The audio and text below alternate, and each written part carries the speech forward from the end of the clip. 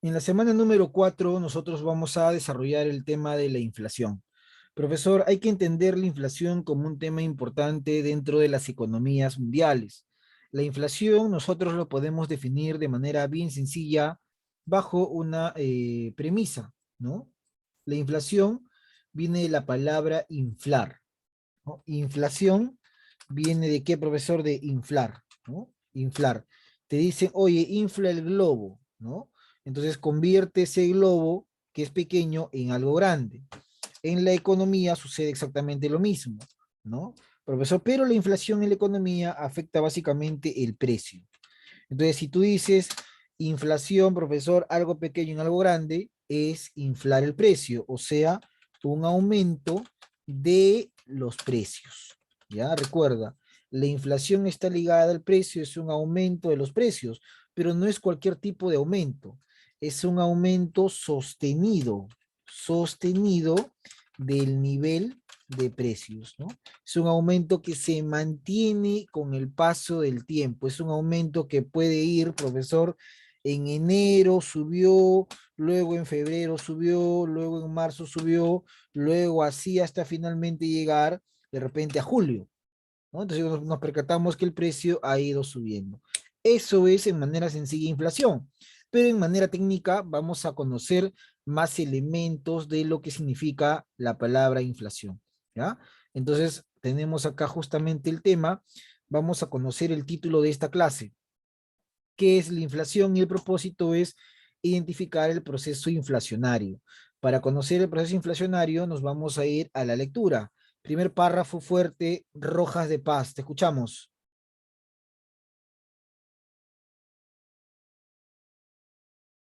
Rojas de Paz se encuentra. Sí, sí, Ya, empieza a leer, por sí, sí. favor. Ya, siempre solemos oír acerca de la inflación en, en un término usado continuamente incluso por el ciudadano de a pie. Tenemos entendido que en ciertas épocas de nuestra historia, nuestro país ha pasado por procesos inflacionarios graves. Sin embargo, sabemos realmente que la inflación, cuáles son sus causas y qué gravísimas consecuencias puede acarrear para un país como el nuestro, catalogado económicamente en crecimiento. ¿Has vivido personalmente un proceso hiperinflacionario? Obviamente que no, pero tus padres sí lo han sufrido en carne propia. Claro, si bordean o superan los 40 años de edad. Ellos son testigos de excepción y valiosas fuentes de información que debes aprovechar para obtener más información fidedigna, no, fidedigna de lo que sucede en un país cuando se produce este fenómeno económico. Muy bien. Rojas de Paz pregunta, ¿de qué fenómeno económico está hablando? De la inflación. Muy bien, correcto, ¿no? Profesor, el fenómeno económico se llama inflación. Y hemos mencionado al inicio de la clase que la inflación está ligado al aumento sostenido del nivel de los precios. Recuerda, inflación viene de inflar. ¿Qué van a inflarse? Los precios. Los precios suben. Muy bien, Rojas de Paz. Empezamos bien. ¿Ya? Rojas de Paz. Paola. Muy bien. Entonces, ¿qué? ¿Algo me está hablando por ahí alguien? Bueno, ¿alguien cree que quería participar? Bueno, entonces, seguimos. La inflación es, dice. Buenos días, profesor Luis. Entré hace rato, creo que no me puso presente. Sí, bueno, hay alumnos que he llamado a asistencia, pero no estaban, seguramente ingresaron después. Al final voy a volver a llamar, no se preocupen. ¿Ya? Entonces, nombres y apellidos en el chat. ¿Qué cosa es la inflación? Seguimos. Rivas Yerilín.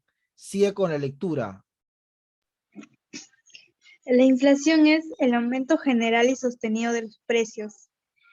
Es el alza persistente y generalizada de los precios. Analicemos esta definición. 1. No son precios altos, sino precios que siempre suben. Si el precio del kilo de arroz de India se eleva a $2 y en el Perú es de 50 centavos de dólar, eso significa que la inflación en este país sea mayor que en el nuestro. Es un aumento general de los precios, es decir, de todos los precios, o de casi todos, fundamentalmente de aquellos considerados en canasta básica familiar. Muy bien, ¿Qué correcto. productos Ahí nomás, Rivas está bastante animosa por seguir, pero ahí nomás un momento, Rivas Yerilín. Muy bien, Rivas Yerilín. A ver, ha ingresado Mesa. ¿Quién más ha ingresado? Ha ingresado Barrantes, Barrantes, Jack, no está. Bailón Yarén, ¿me escucha? Si me escucha, responda. ¿Ingresado? Bailón. Hola, profesor. Hola, ¿cómo estás? Buenos días. Ya, siguiente. Espinosa Mal que ingresó. Never, ¿no? Ya, no ingresó. Huanca, Presente, profe. ¿cómo está? Buenos días. Quipuscoa, Vanessa, tampoco. Ramón, tampoco.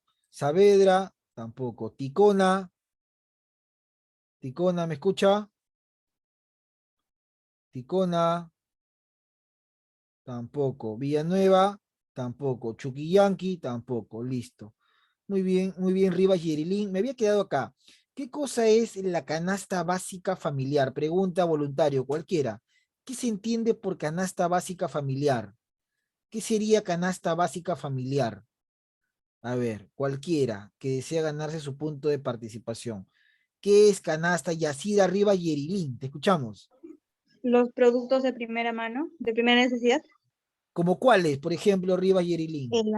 El arroz, el azúcar, la leche. Ah, muy bien, excelente, muy bien, muy bien. Muy bien, Rivas y Erilín. Profesor, la canasta básica familiar lo componen los productos que normalmente consumimos o consumen todos los peruanos. Mesa dice, bueno, me escribe en el chat todos los precios. Ronaldo, alimentos del hogar. Muy bien, Ronaldo. Maibé, son los productos de primera necesidad, muy fundamentales y claro que sí, ¿no? No se puede reemplazar, por ejemplo, la leche para un bebé, ¿no? Imposible. Y bueno, no solamente para un bebé, para un adulto, ¿no? La leche. Entonces, profesor, en realidad eso es un alimento básico, ¿no? La leche. Ahora inclusive hay varios tipos de leche de fórmula, que inclusive son mucho más caros que, que la leche normalmente de tarro o de bolsa. Muy bien, entonces la canasta básica familiar está conformada por alimentos como la leche, el azúcar, el arroz, el aceite y bebidas como el agua, por ejemplo, o de repente, profesor, no voy a decir gaseosa ni menos licor, porque eso no es una bebida de primera necesidad, pero vamos a ponerlo de repente en el agua, ¿no? Agua y si es de manantial, mejor. Bueno, siga la lectura entonces para explicar qué cosa es los productos básicos. Vamos a ver, nos habíamos quedado acá. Siga la lectura. Padilla. Te escuchamos, Padilla. ¿Dónde profesor? ¿Dónde está la flechita? ¿Qué productos se consideran en la CBF? Alimentos, bienes y usos del hogar. Para medir la inflación se usa el índice de precios al consumidor IPC. Se realiza una encuesta para ver qué bienes y servicios consumen los hogares y con estos datos se construyen la canasta de consumo. Esta canasta indica porcentualmente la importancia de cada uno de estos bienes en el consumo total de la familia. Es un aumento continuo de precios no temporal. Muy bien. Nosotros hablamos muy bien, Padilla, muy buena lectura. Cuando nosotros hablamos de inflación, no es que subió hoy día y ya, no, no, no. Para que exista inflación, recuerda, es un aumento sostenido. Esa es la palabra clave, ¿no? Vamos a poner, por ejemplo, que su compañera Yerilín va a comprar arroz hoy día, ¿no? Y le dicen el kilogramo de arroz está de repente 5 soles, ¿ya? 5 soles, este es el kilogramo de arroz. Luego Yerilín va a comprar arroz mañana y le dicen el kilogramo de arroz está 7 soles. Luego Yerilín va a comprar arroz pasado y le dicen el kilogramo de arroz está 9 soles. Y así, ¿no? O de repente vamos a poner que Paola, Rojas de Paz, va a comprar de repente profesor azúcar y le dice el kilo de azúcar está 5 soles. Va a comprar mañana y le dicen el kilo de azúcar está 8 soles y así. O sea, el precio va subiendo cada día. Pregunta, porque si de repente has conversado alguna vez con tus padres o de repente lo has leído también, ¿en el gobierno de qué presidente se vivió ese tema? Que uno iba y todo subía. A ver, Riva Yerilín, que está con la mano levantada, te escuchamos. En el gobierno de Alan García en el año de 85 hasta 90. Claro, muy bien, Rivas. En el gobierno de Alan García, en el 85 al 90, se dio ese incremento de los precios, ¿no? Profesor, se vivía una inflación muy bien, Huanca. Ahí está el famoso Huanca. Pero se vivió una inflación, pues. La gente literalmente hacía colas.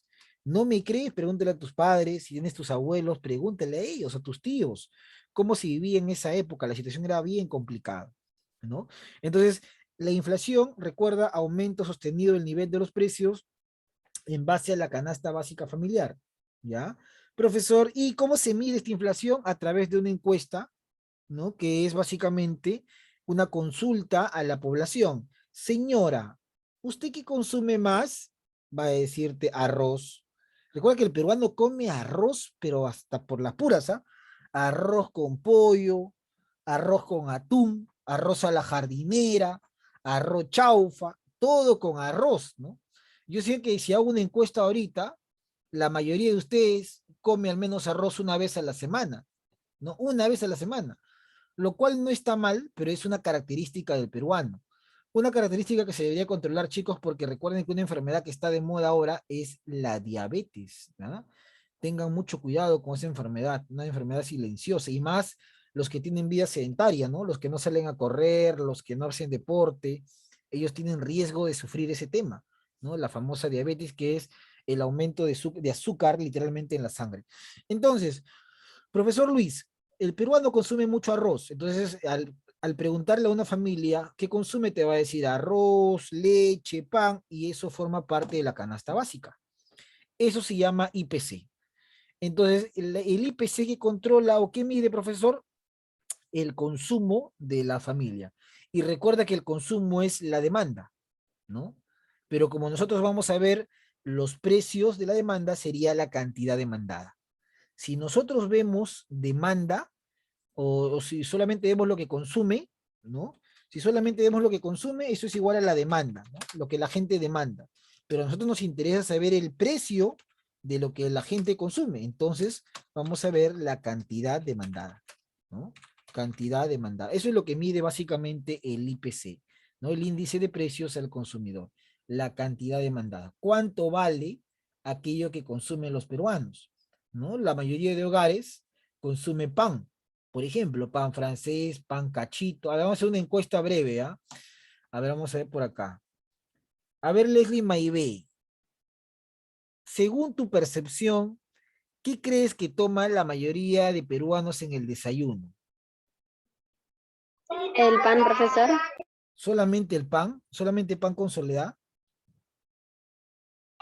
Depende de la economía, pues, porque muchas personas comen con huevo, Pero palta, tú, por ejemplo, ¿qué te mantequilla. imaginas que come el peruano promedio en el desayuno? ¿Pan con qué? ¿Con café? ¿Con soledad? ¿Con leche? Con mantequilla, creo que es lo más común. Ya, muy bien, pan con mantequilla, correcto, ¿ah? Y en los sectores populares existe el programa del vaso de leche, en el cual el Estado ayuda de manera asistencial a estos lugares bastante vulnerables en economía. Entonces, el pan es un alimento tradicional que ingresa a la canasta básica familiar. Acá me escribe pan con huevo y sumaca, me dice Huanca. Ya, puede ser, ¿no? Entonces, muy bien, Pérez. Ahí está, muy bien, Huanca. El pan, claro, porque si no, no existirían los kiosquitos donde se vende desayuno en las mañanas, ¿no?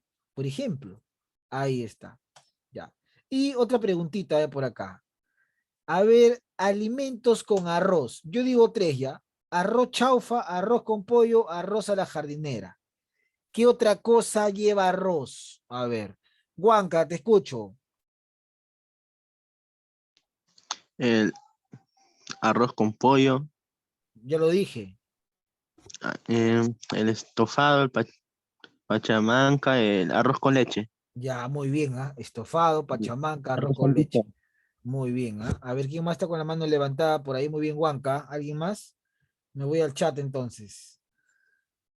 Dice acá, Ronaldo, el ají de gallina con su arroz. Ortega, arroz tapado. Muy bien, ¿ah? Hace tiempo que no como un arroz tapado. Muy bien, Ortega. Entonces, profesor, hay alimentos que forman parte de la gastronomía y de la cultura nacional, ¿no? Muy bien, Huanca. Muy bien, Aro, Ronaldo. Muy bien, Ronaldo.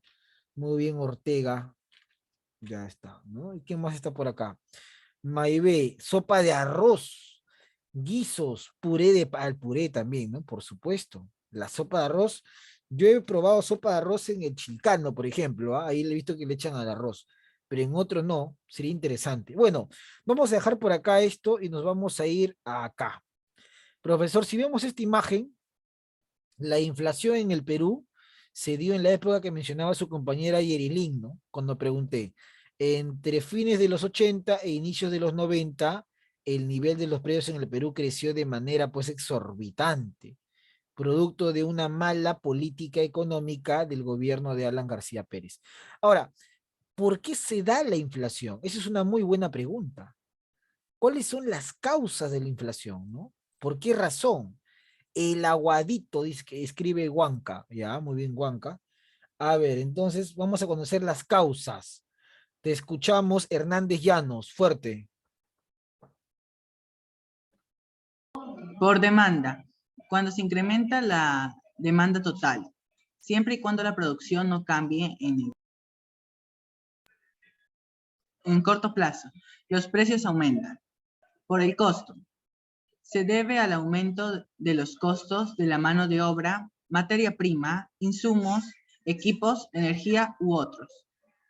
Por expectativas, si los consumidores observan que los precios suben, optarán por comprar más, originando el alza de los precios, sobreprecio, estructuralista. La escasa exportación de un país limita las economías. El solo exporta materia prima origina problemas en la economía. Muy bien, a ver, vamos a ver por acá entonces qué nos menciona. Causa y concepto. Muy bien, Hernández. Profesor, decimos nosotros que la inflación, y lo voy a volver a mencionar hasta el final de la clase, ¿ah? Recuerden, inflación. Ese es un tema que siempre van a preguntarte, inclusive si estás pensando postular a la universidad. La inflación, entonces, el aumento sostenido del nivel general, ¿ah? General, pero lo que más afecta es la canasta, ¿no? Del nivel general de los precios. Todo sube, pero más se ve en realidad el problema en la canasta básica.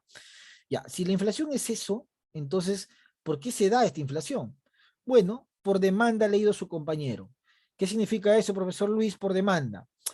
Cuando muchas personas compran un bien o un producto, y este bien y este producto, o este bien o este servicio no se produce, entonces va a generar escasez. Y cuando hay escasez, los precios aumentan. Imagínate que todo el mundo consumimos el pan. ¿El pan de qué se hace? De trigo. Pero en el Perú la producción del trigo es muy básica. Entonces el Perú importa trigo, compra trigo de Chile o de Europa, ¿no? Trae el trigo. Pero ¿qué pasa si esta demanda aumenta cada vez más? Entonces puede generar una escasez. Y al haber una escasez, tú sabes que todo bien escaso de por sí es caro. El oxígeno se convirtió en algún momento en un bien escaso. Su precio aumentó. Entonces, cuando existe mucha demanda en el mercado, tampoco es lo correcto. Porque si la demanda supera la producción, va a generar escasez y la escasez aumenta el nivel de los precios. Por costo, profesor, cuando hablamos de una inflación por costo, cuando por ejemplo el Estado da un decreto para que suba el sueldo mínimo. Imagínate que el presidente diga el próximo año sueldo mínimo 1.500 soles. Entonces, si el sueldo mínimo es 1.500 soles, los empresarios van a tener que vender un producto más caro.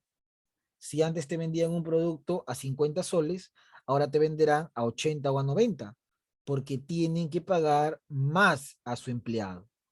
Imagínate ahora que suba ese insumo o ese equipo. ¿Lo va a subir a quién? Al consumidor, o sea, a nosotros. Vamos a tener que pagar más por ese bien o ese servicio. Entonces, cuando aumente el costo, el precio también sube. Por expectativas, imagínate que tu mamá, que tu papá y que todos se dan cuenta que la gente está demandando mucho de un producto, ¿no? De repente mucha mascarilla, ¿no? La gente compra mucha mascarilla. Entonces, ¿qué hace la gente? Empieza a producir. Producen más porque quieren ganar más, ¿no? Por lógica. Voy a producir más mascarilla porque me estoy dando cuenta que la gente está comprando más mascarilla. Entonces, voy a producir supuestamente bajo la lógica de que si produzco voy a ganar, porque todo el mundo compra mascarilla, ¿no? Entonces me compro mi máquina y empiezo a confeccionar mascarilla, mascarilla, mascarilla, pero lo que yo estoy generando con eso es un aumento de precio. Eso se llama por expectativa, ¿no? ¿Por qué, profesor Luis? Porque si los precios suben muchas veces, es porque en realidad, profesor, el ofertante o el demandante tienen injerencia en ese comportamiento. La mascarilla antes de la pandemia uno lo podía comprar la caja de repente a 4 o 5 soles. Durante la pandemia llegó un momento que la mascarilla costaba la caja 90 soles. Llegó un momento que el alcohol no había inclusive. Se convirtió en un bien escaso. Expectativas. ¿Y qué es la expectativa? La idea de que yo voy a ganar más porque todo el mundo está comprando, ¿no? Y estructuralista es cuando en realidad, pues, profesor, esta inflación se da de manera general, ¿no? De manera general. ¿Qué significa eso, profesor Luis? Que un país como por ejemplo el Perú tiene muy poca exportación de tecnología, solamente exportamos materia prima, ¿no? Y si solamente exportamos materia prima, arroz, azúcar, metales, minerales, estamos condenados a qué, profesor? A que cuando el precio de eso baje en el mundo, ganemos menos. Y si el Estado recauda menos por exportación, no va a poder cubrir el presupuesto. Y eso va a hacer que se liberen los precios y la gente termine por pagar más por un bien. Eso muchas veces ha pasado, que los precios del cobre, del petróleo cayeron en el mundo y el Perú pues recibía o recaudaba muy poco por venta. ¿Qué pasaba? Que el Estado dejaba de subvencionar algunos ámbitos, el petróleo, por ejemplo. Entonces, ¿qué generaba? Huelga de transportistas, salían los choferes a protestar porque si el petróleo sube, ellos tienen que reducir sus ganancias o subir el pasaje. Si suben el pasaje, obviamente la gente va a protestar, se hacía todo un caos social. Y eso pasa en países como el Perú, donde no se exporta tecnología, solamente se exporta materia prima. ¿No? Entonces ahí están los tipos de inflación, muy bien Hernández, o las razones por las que un país puede sufrir inflación en su economía. Ahora, ¿qué genera esta inflación? ¿Cuáles son las consecuencias de la inflación? Te escuchamos, Bailón, fuerte y claro.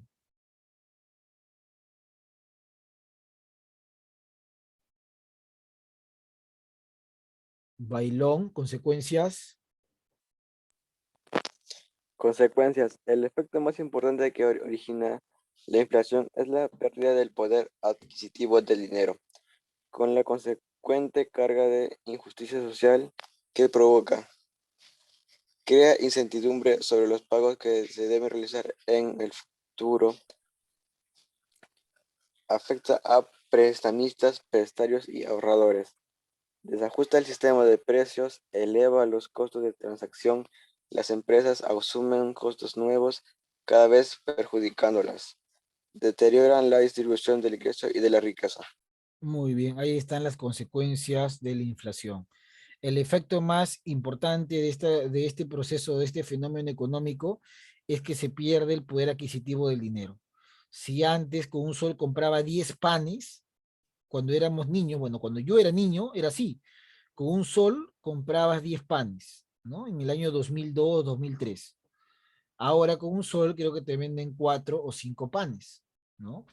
Entonces se ha ido perdiendo el poder adquisitivo del dinero. Hemos pasado por ciclos inflacionarios.